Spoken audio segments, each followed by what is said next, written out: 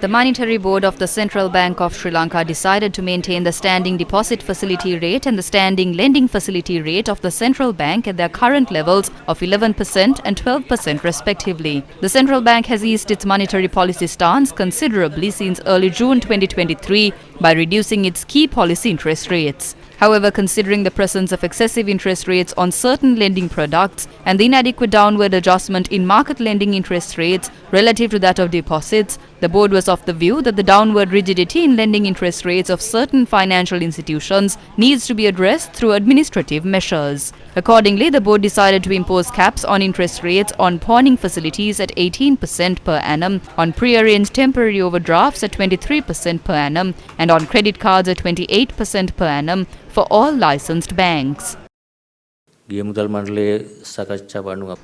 a downward adjustment in market lending interest rates. However, it was not sufficient. Considering the presence of excessive interest rates on certain lending products and the inadequate downward adjustment in market lending interest rates relative to that of deposits, the board was of the view that the downward rigidity in lending interest rates of certain financial institutions needs to be addressed through administrative measures. The relevant circular will be issued on Friday.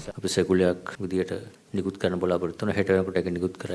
the IMF also coming in a few weeks' time, what is the status of the domestic debt restructuring, and also can these conditions be met in such a short time? In terms of commitment to the IMF under the Extended Fund Facility, here the commitment is that, if you can remember last time when we reached the staff level agreements, and then we completed the first review completion in March, 20th of March, the first April. Even in February, there were certain commitments to be implemented and delivered. So we have a timeline, obviously, but this timeline is basic commitment is to complete all the reforms, implement and meet targets before the completion of April of the Executive Board, the first review, which the September there is a mission coming here to assess the situation. That's not the deadline. It is like prior action for the next review.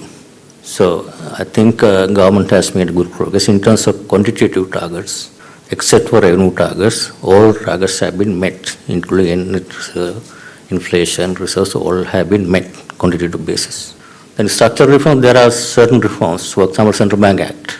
Within the limitations that you can reveal, can you sort of give an update on the debt restructuring front, especially with the impending IMF review in September? There is still the commitment and the plan is as there's a little delay of the DDO completion because of the Supreme Court cases delay in passing certain legislation in Parliament.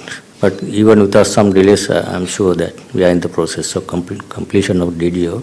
And the external front, there has been negotiation and discussion going on with Paris Club and the commercial creditors. Those are continuing. I think important part is that external creditors are looking at the completion of the DDO. After that, I think we are making good progress.